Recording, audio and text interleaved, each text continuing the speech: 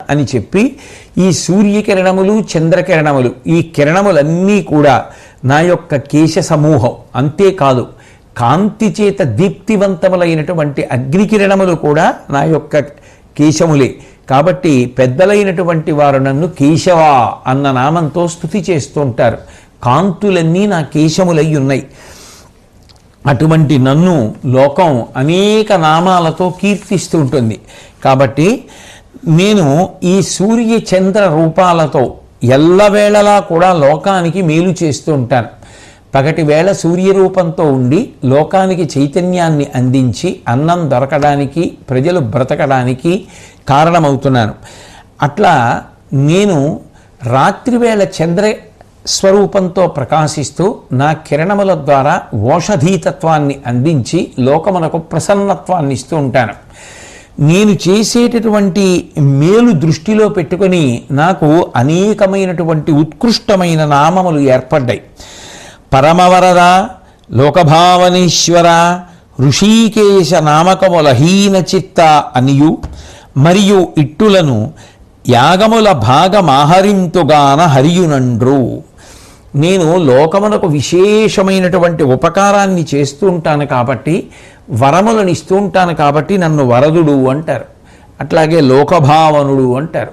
తిరుగులేని శాసనము కలిగినటువంటి వాణ్ణి కాబట్టి ఈశ్వరుడు అని పిలుస్తారు. ఇంద్రియములకు అధిపతిని కనుక నేను హృషికేశుడు అన్న పేరుతో కూడా ప్రసిద్ధమవుతాను. ఆ హృషికేశుడు అనేటటువంటి పేరు ఉన్నటువంటి కారణము చేత లోకమును అనుగ్రహించి మేలు చేస్తూ ఉంటాను. అట్లా అనేకమైనటువంటి యాగాలలో ఇవ్వబడినటువంటి హవిస్సులను స్వీకరిస్తూ ఉంటాను కాబట్టి నాకు హరి అని పేరు వచ్చింది. ఇన్ని పేర్లు రావడానికి కారణం నేను చూపించేటటువంటి విశిష్టమైనటువంటి అనుగ్రహం. లోకానికి నిరంతరము శుభ పరంపరలను ఒసగుతూ ఉంటాను కాబట్టి నాకు ఇన్ని రకములైనటువంటి నామధేయములు ఏర్పడ్డాయి. అర్జున తెలుసుకో అని చెప్పి ఆయన గోవు అన్న మాటకి అర్థం కేవలము ఆవే కాదు, గోవు అంటే భూమి కూడా. దానిని నిరంతరము కాపాడుతుంటాను కాబట్టి నాకు గోవిందుడు అని పేరు. ఈ భూమికి ఏ హాని జరిగినా నేను అంగీకరించను. ఈ భూమి నాది కాబట్టి భూమిని రక్షిస్తూ ఉంటాను. భూమికి భారము అధికమైతే, అధర్మము పెచ్చరిల్లినా, పాపము పెరిగిపోయినా అవతార స్వీకారము చేసి మళ్ళీ భూభారమును తగ్గిస్తూ ఉంటాను. అట్లాగే నా శరీరము రోమరహితంగా ఒప్పాడుతూ ఉంటుంది కాబట్టి నాకు శిపివిష్టుడు అని ఒక పేరు వచ్చింది.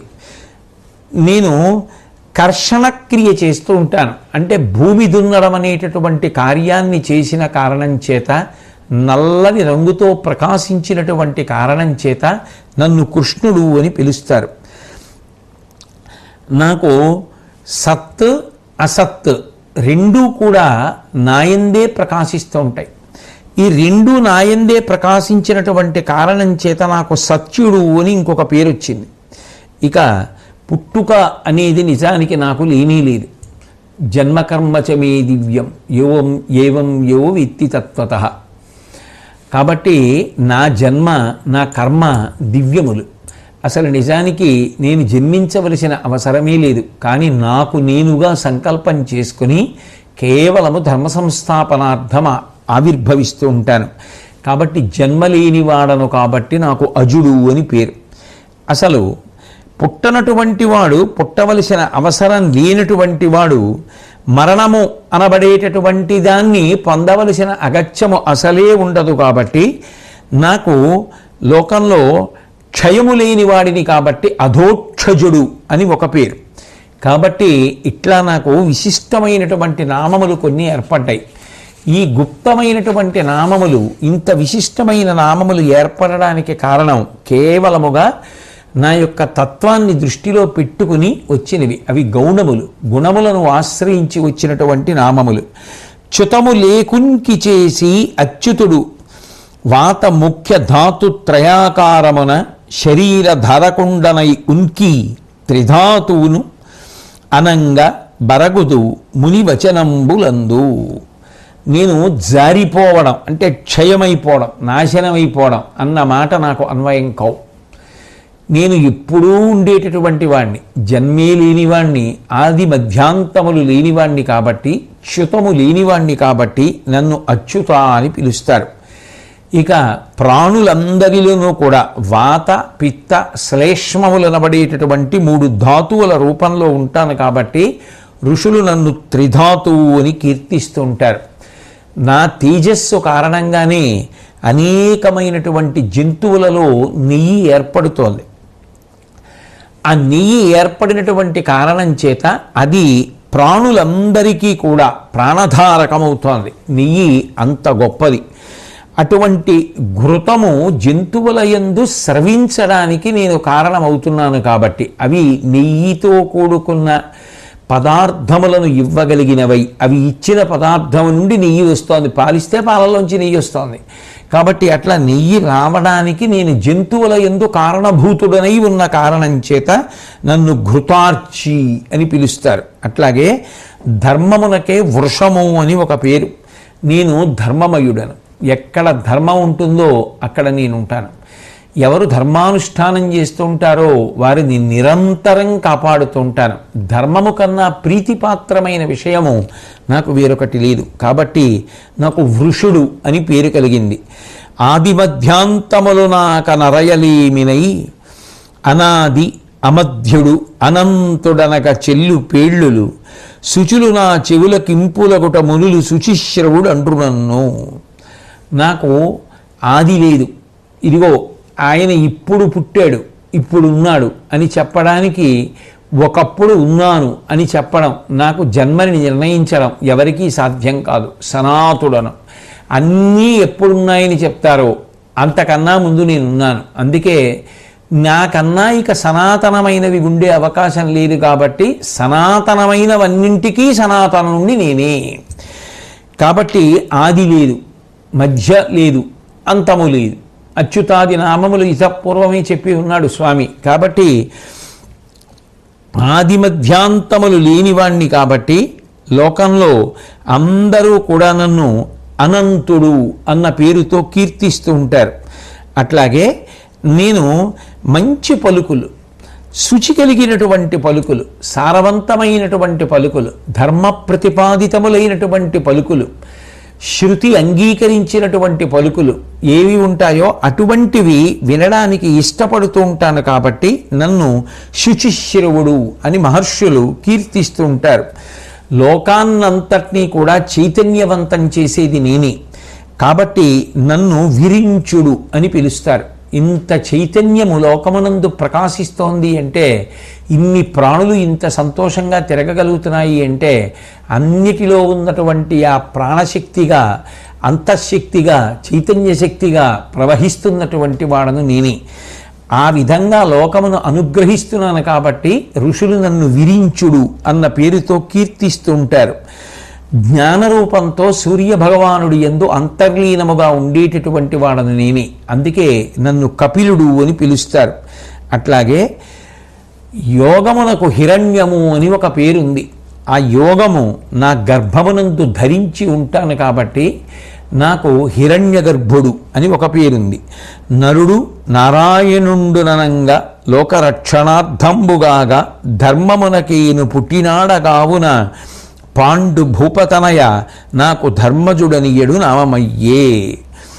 నరుడు నారాయణుడు అనేటటువంటి అవతారాలతో లోకంలో ఆవిర్భవించి ఎప్పుడూ కూడా ధర్మాన్ని రక్షిస్తూ ఉంటాను కాబట్టి, ధర్మమునందు మిక్కిలి ప్రీతిని పొంది ఉంటాను కాబట్టి నాకు ధర్మజుడు అనబడేటటువంటి పేరు ప్రకాశించింది అని తెలియచేసి, నేను వేదముల చేత ప్రతిపాదింపబడినటువంటి వాణ్ణి, రెండవది లేనివాణ్ణి, మిక్కిలి ప్రకాశము కలిగినటువంటి వాణ్ణి, లోకమునంతటినీ కూడా అనుగ్రహించేటటువంటి వాణ్ణి, ఎన్నో పేర్లతో ఎన్నో రకాలుగా లోకమునకు ఉపకారమును చేసేటటువంటి వాణ్ణి. కాబట్టి నేనే ఇన్నిగా అనుగ్రహిస్తున్నాను కాబట్టి, అంతటా పరివ్యాప్తమై అనుగ్రహిస్తున్నాను కాబట్టి ప్రధానముగా విష్ణు స్వరూపంగా భావింపబడుతూ ఉంటాను.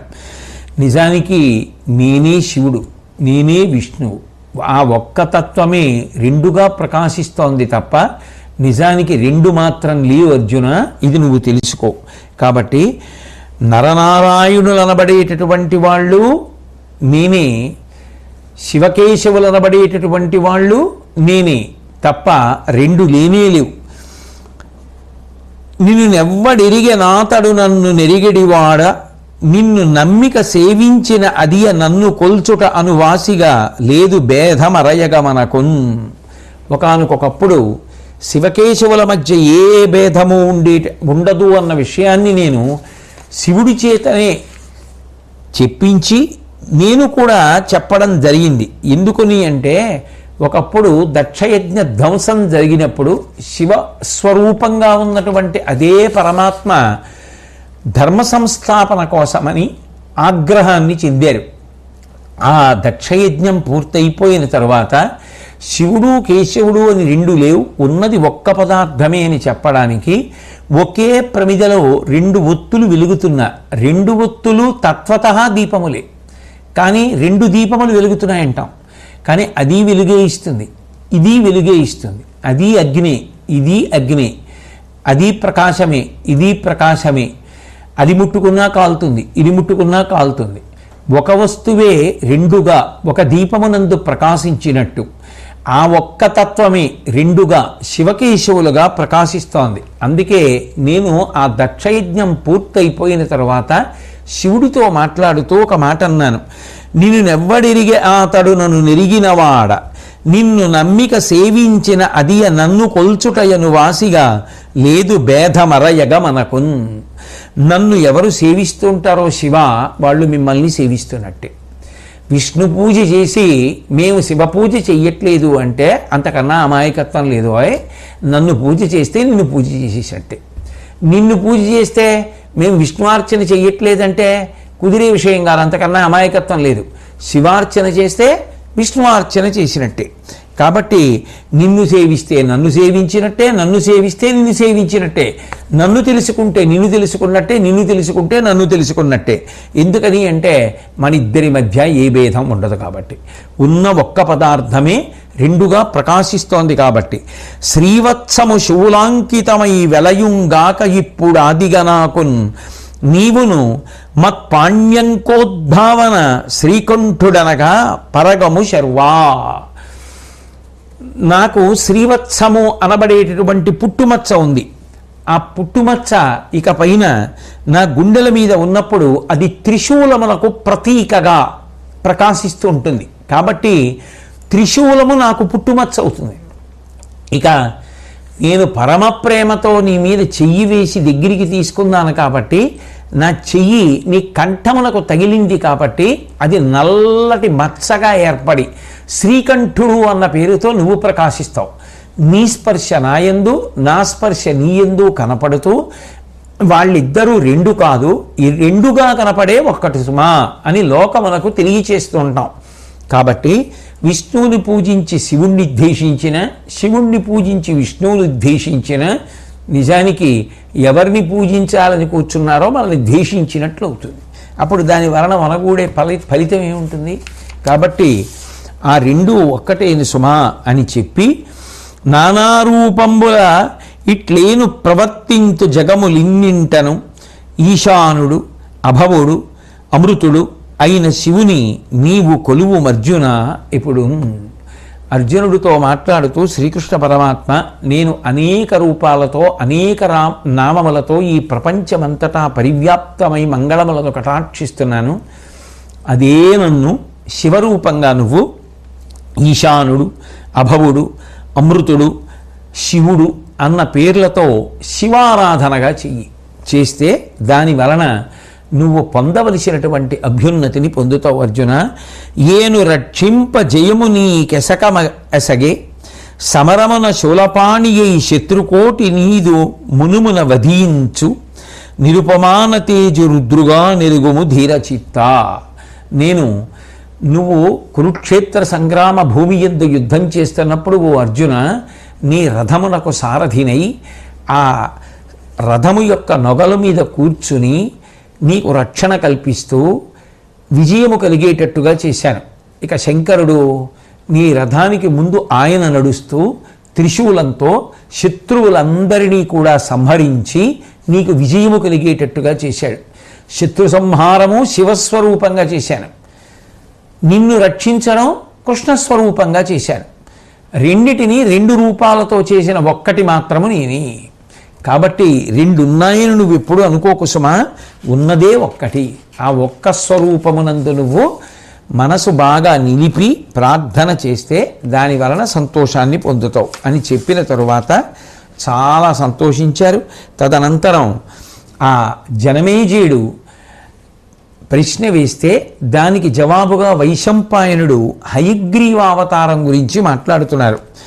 ప్రళయకాలంబున జలముల విష్ణుండు యోగనిద్రారతి నుండి మీలుకాంచి లోకంబులు కావింపతలప అహంకారమెసకె బ్రహ్మాభిధాన కలితమై తన్నాభి కమలంబునందిట్లు జనియించి ఆ బ్రహ్మ సకల సృష్టి కాదిభూతములుగా వేదముల్నాలుగు కలిగించే అప్పుడ కమలనాభునందు మునులయించినట్టి గుణంబులు మూట తొలుత సత్వమునకు తోపు కలిమి తాన నుండి కమలోద్భవుడు రజస్తమముల సూరులయ్య ధరణినాథ.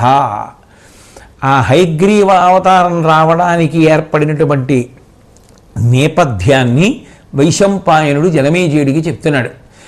ఒకానొకనాడు మహాప్రళయంలో ఈ లోకములన్నీ కూడా నిశ్శేషములైపోయి ప్రళయ జలముల చేత నిండిపోయిన తరువాత మళ్ళీ పునః సృష్టి చెయ్యాలి అని అనుకున్నప్పుడు యోగనిద్రాపరవశుడయ్యున్నటువంటి ఆ సాక్షాత్ శ్రీ మహావిష్ణువు మేల్కొని జగములను సృష్టించాలి అనేటటువంటి సంకల్పాన్ని పొందారు.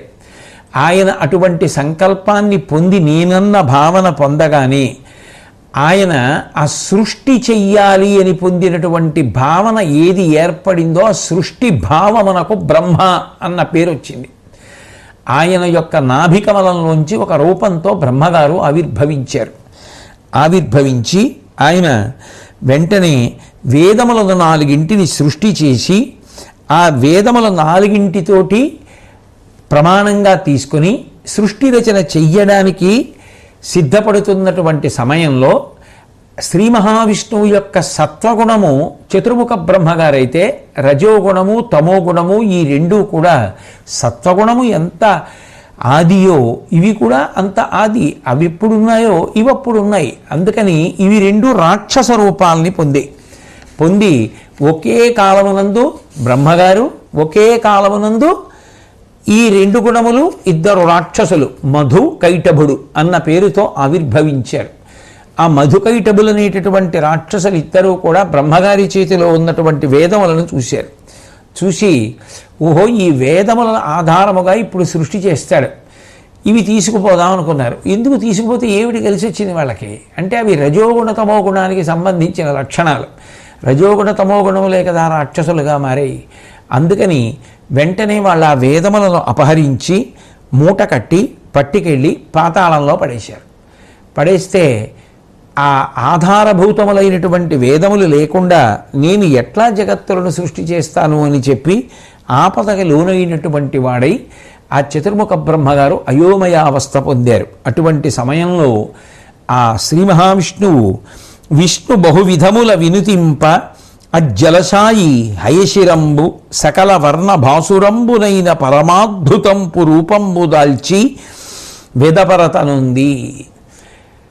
ఆ పడుకుని ఉన్నటువంటి శ్రీ మహావిష్ణువుని ఆపద తీర్చమని వేదములను మళ్ళీ వెతికి తీసుకొచ్చి తనకు అప్పజెప్పమని పునః సృష్టి ప్రారంభం కావడానికి దారి చెయ్యమని సృష్టికర్తగా ఉండవలసిన బ్రహ్మగారు వేదములను పోగొట్టుకొని బాధతో ఆర్తి చెంది ఆక్రోశించి ప్రార్థన చేస్తే వెంటనే శ్రీ మహావిష్ణువు గుర్రం యొక్క తలకాయ ఎలా ఉంటుందో అటువంటి తలతో కూడుకున్నటువంటి వాడై ఆయన వివిధ వర్ణముల చేత ప్రకాశించేటటువంటి శరీరాన్ని పొంది ఆ వేదములను తేవడం కోసం పాతాళలోకానికి వెళ్ళి అక్కడ సుదీర్ఘమైనటువంటి ప్రణవధ్వని చేశాడు. ఆయన ఓంకారధ్వని చేశాడు. ఆ శబ్దం విని ఎక్కడి నుంచో శబ్దం వస్తోంది, బహుశా అక్కడ ఎవరో ఉండుంటారు అనుకుని ఈ రాక్షసులు ఇద్దరు మధుకైటబులు ఇద్దరు పరిగెత్తారు.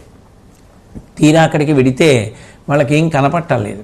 ఎందుకని అంటే అక్కడికి వెళ్ళి ఆ వేదములను తీసుకొచ్చి బ్రహ్మగారికి ఇచ్చేసి యథాస్థితిలో పూర్వం ఎలా పడుకున్నారో అలా శ్రీ మహావిష్ణువు యోగనిద్ర పరవశుడయ్యున్నట్టుగా పడుకున్నారు. ఈ వెళ్ళిన రాక్షసులు ఇద్దరూ పాతాళ లోకంలో ఎవరూ కనపడక విసుగు చెంది తిరిగి వచ్చారు. వారికి విష్ణువు కనపడ్డారు. వెంటనే వాళ్ళు ఆ విష్ణువుతో యుద్ధం ప్రారంభం చేశారు. చచ్చిపోవడానికి యుద్ధం చేయడం తప్ప ఆయనతో యుద్ధం చేసి బ్రతకగలమనే గుణాతీతుడైన పరమాత్మ కాబట్టి ఆయనే మళ్ళీ ఆ గుణములను జయించగలడు, లేదా సాధకుడి చేత జయం పొందేటట్టు చేయగలడు. అందుకని ఆ హయగ్రీవుడనేటటువంటి పేరుతో ప్రకాశించినటువంటి విష్ణు స్వరూపమే ఆ మధుకైటభులను సంహరించింది. కాబట్టి విను, నారాయణ పరములు జననాయక వేదములను జన్నంబులు తక్కిన పుణ్య సమారంభంబులను రసముఖ గోచరంబులను భూతములున్. ఈ లోకంలో ఉండేటటువంటి వేదాలు కానీ యజ్ఞములు కానీ లేకపోతే సకల పుణ్య కర్మలు కానీ ఈ పంచభూతములైనటువంటి పృథివ్యాపస్తేజోవాయు ఆకాశములు కానీ ఇవన్నీ కూడా నారాయణ స్వరూపములే. ఇవన్నీ కూడా నారాయణుని చేత నిర్వర్తింపబడి ఆయన యాజమాన్యమునందు ఆయన యొక్క తేజస్సు చేత ప్రకాశిస్తూ నిర్వర్తింపబడేవి అని చెప్పి ఆ హయగ్రీవావతారము యొక్క వైభవాన్ని వైశంపాయనుడు జనమేజయుడికి తెలియచేశాడు. తెలియచేసిన తరువాత ఆ జనమేజయుని యొక్క ప్రశ్న మేరకే వైశంపాయనుడు మళ్ళీ వ్యాసోదంతాన్ని తెలియచేస్తున్నారు. ఒకానొకప్పుడు చతుర్ముఖ బ్రహ్మగారు వేదములన్నింటినీ కూడా 4 ముఖములతో కీర్తిస్తూ ఆ 4 ముఖములతో వేదములను చదువుతున్నప్పుడు అవి ప్రమాణములు కనుక లోకమంతా కూడా ఆ వేదమును ప్రమాణముగా చేసుకొని తరించవలసి ఉంటుంది. కాబట్టి ఆ వేదముల యొక్క ప్రమాణాన్ని నిలబెట్టడానికి ఆ వేదములకు నిరంతరము శుభాన్ని చెయ్యడం కోసమని ఒక మహాజ్ఞానిని పుత్రుడిగా పొందాలి అనేటటువంటి భావన సాక్షాత్ ఆ శ్రీ మహావిష్ణువు పొందారు. అప్పుడు ఆయనకి ఒక మహాజ్ఞాని పుత్రుడిగా ఆవిర్భవించాడు. ఆయన పేరు అపాంతరతముడు. ఆ అపాంతరతముడు గొప్ప భక్తి ప్రపత్తులతో నమస్కరిస్తూ తండ్రి వద్ద నిలబడితే ఆ స్వామి ఈ అపాంతరతముణ్ణి ఆదేశించాడు, నువ్వు ఏకాగ్రతతో వేదములను అధ్యయనం చెయ్యి అని. ఆయన ఆ వేదములు అధ్యయనం చేసి పుట్టుకతో ఆయనకి చేరే ఆ వేదములు, ఆ చేరినటువంటి వేదములను 4గా విభాగం చేశాడు.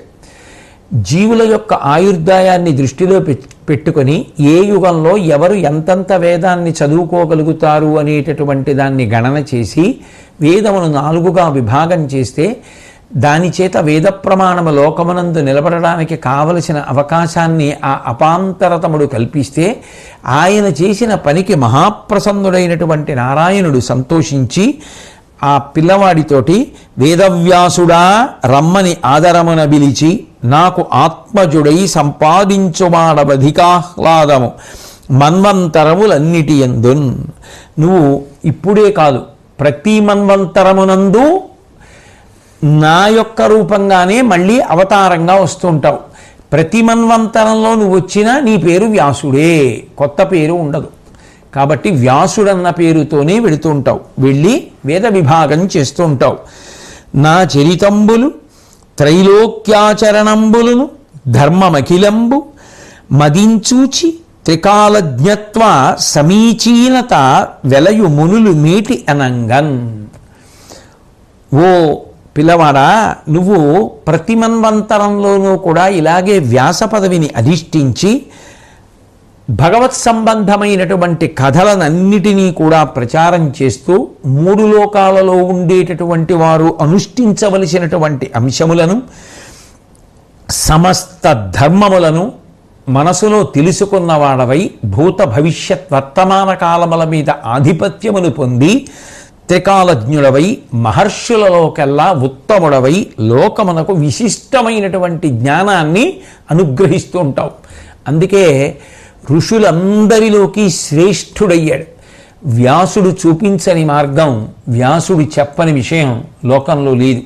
అందుకే ఎవరేది చెప్పినా వ్యాసుడి మీద గౌరవంతో వ్యాసోచ్ఛిష్టం జగత్సర్వం, వ్యాసుడు చెప్పనిది కాదు, అన్నీ వ్యాసుడు చెప్పినవే. ఎందుకని సాక్షాత్ నారాయణుడే వ్యాసుడిగా వచ్చి వ్యాస పదవి యందు కూర్చుని వేదములను విభాగము చేస్తూ 3 లోకములకు కూడా అనుష్ఠించవలసినటువంటి ధర్మాన్ని, సమస్త వాంగ్మయాన్ని అందిస్తూ ఉంటాడు. అందుకే వ్యాసుడు అంత గొప్పవాడు అని చెప్పబడుతూ ఉంటాడు. అటువంటి వ్యాసుడు ఏది అందిస్తూ ఉంటాడో లోకానికి, తర్వాత గురువులుగా వచ్చిన వారందరూ కూడా వ్యాస భగవానుడు ప్రతిపాదించిన వాటిని అందిస్తూ ఉంటారు.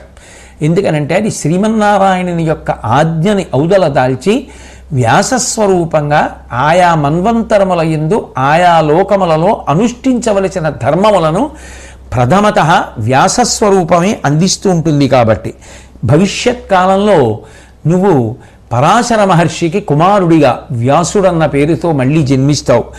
నీ వంశంలో ఉన్నటువంటి వారే, సోదరులైనటువంటి వారే ఒకరితో ఒకరు కలహించి యుద్ధభూమిలో తెగటార్చుకుంటారు.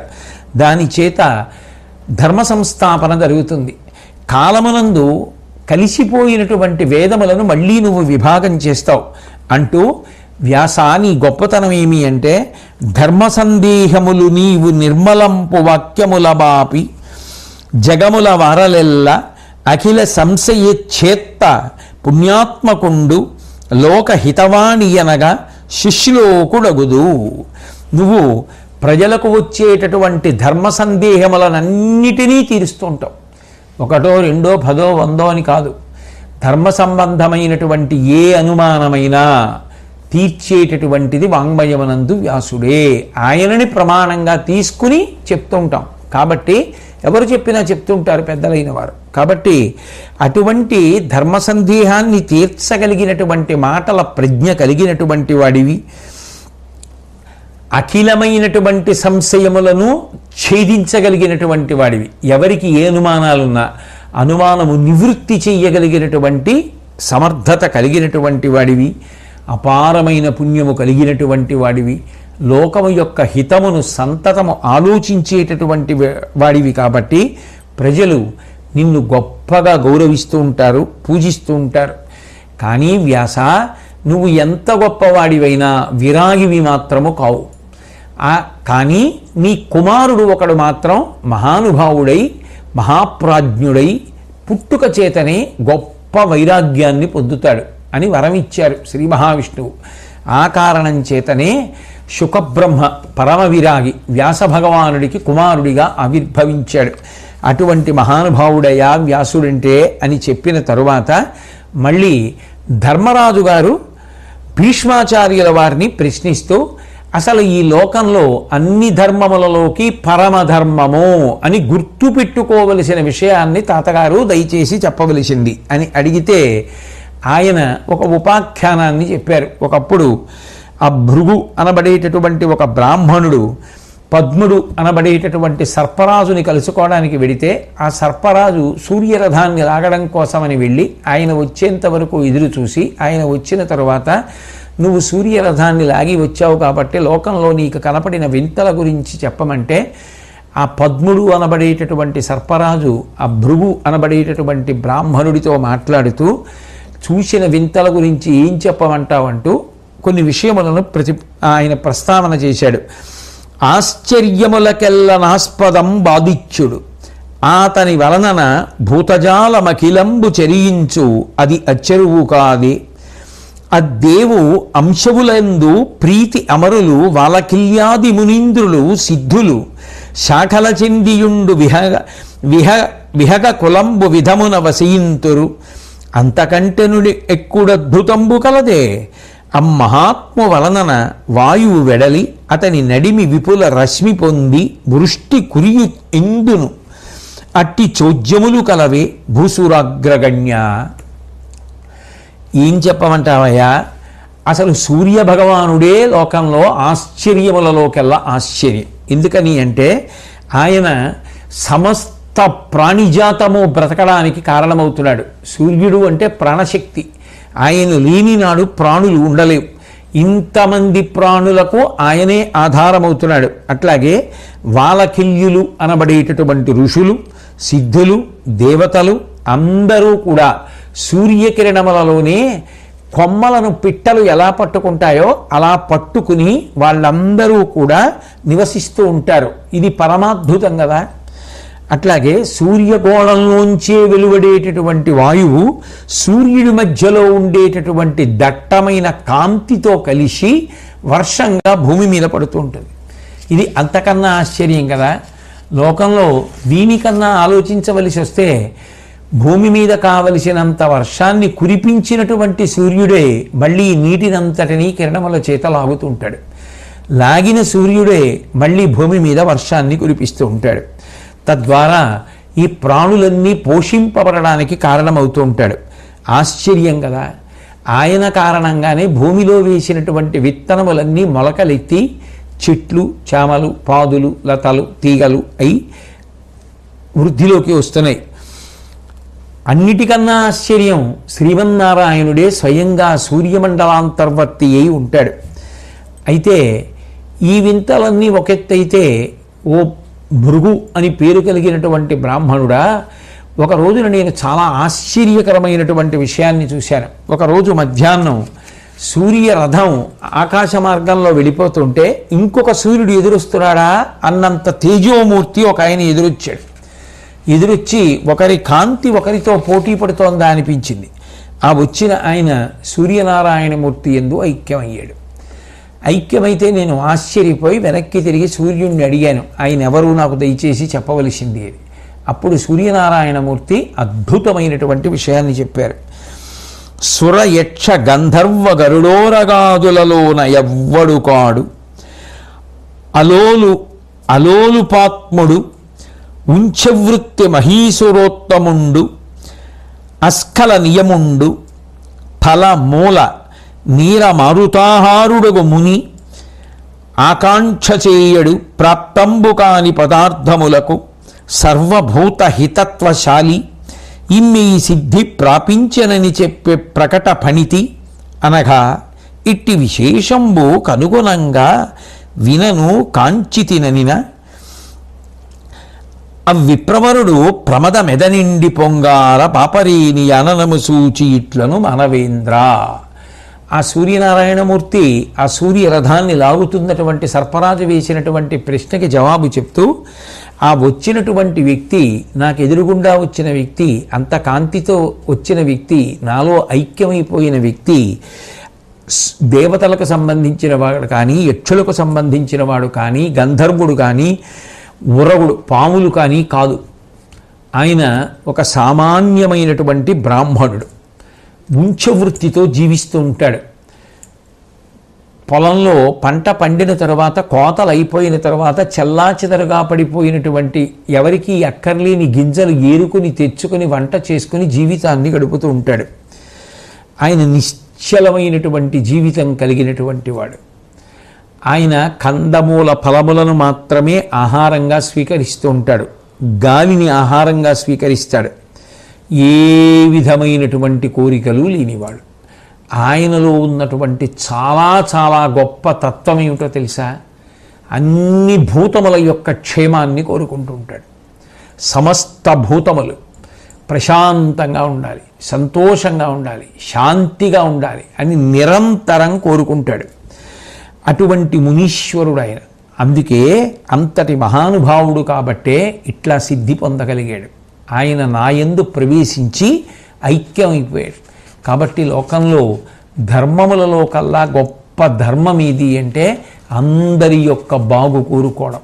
అందరూ ప్రశాంతంగా ఉండాలి, అందరూ సంతోషంగా ఉండాలి, అందరూ ఆనందంగా ఉండాలి, అందరూ కడుపు నిండా తినాలి, అందరికీ నీళ్లు లభించాలి, అందరూ ధర్మ మార్గ ప్రవర్తకులు కావాలి అని ఎప్పుడూ సకల భూతముల యొక్క హితమును కోరుకునేటటువంటి వాడు ఎవరుంటాడో వాడికన్నా గొప్పవాడు, అంతకన్నా మంచి భావన, అంతకన్నా గొప్ప ధర్మం లోకంలో ఇంకొకటి లేదు ధర్మరాజా. అటువంటి తత్వము, అటువంటి ధర్మము ఎవరి యందు ప్రకాశించిందో, తృప్తితో తానుంటూ అన్ని భూతములు కూడా తృప్తిగా ఉండాలని సర్వభూతముల యొక్క హితమును కోరుకున్నవాడు చిట్ట చివరికి ఎంతటి తేజస్సుని పొందాడో చూశావు కదా. సూర్యనారాయణమూర్తితో సమానమైన తేజస్సుని పొందాడు అని చెప్పి సూర్యరథాన్ని లాగిన పద్ముడన్న సర్పరాజు భృగు అన్న బ్రాహ్మణుడికి చెప్పగా విన్నావు కదా. కాబట్టి అంత గొప్పదయా. ధర్మములలో కల్లా పరమోత్కృష్టమైన ధర్మము అన్ని భూతముల యొక్క హితమును కోరుకొనుటయే అని భీష్మాచార్యుల వారు ఈ ఉపాఖ్యానంతో ధర్మరాజు గారికి చెప్పి శాంతి పర్వాన్ని పూర్తి చేశారు. అన్ని ధర్మములలోకి చాలా గొప్ప ధర్మముగా భీష్మాచార్యుల వారు ప్రస్తుతి చేసినటువంటి అన్ని భూతముల యొక్క హితమును కోరుకునుట అనేటటువంటి ఉత్తమమైన గుణం ఆ శ్రీకృష్ణ పరమాత్మ యొక్క నిర్హేతుక కృపాకటాక్ష వీక్షణముల వలన మనందరి యందు కూడా ప్రకాశించి అందరూ పరమ సంతోషంగా ప్రశాంతంగా ఆనందంగా కడుపు నిండా తింటూ నీళ్లు దొరుకుతూ సనాతన ధర్మము అంతటా పరిఢవిల్లుతూ ప్రశాంతముగా యావత్ ప్రపంచము ఉండాలి అని మనందరం త్రికరణ శుద్ధిగా కోరుకుని ప్రార్థన చేద్దాం. శ్రీకృష్ణ పరమాత్మకి నమస్సులు సమర్పిస్తూ శాంతి పర్వం పూర్తయింది అని తెలియచేస్తూ మళ్ళీ తరువాతి పర్వాన్ని నా చేత శ్రీకృష్ణ పరమాత్మ ఎంతవరకు పలికిస్తే అంతవరకు రేపు సాయంకాలం పలకగలవాడను అని మనవి చేస్తూ స్వస్తి.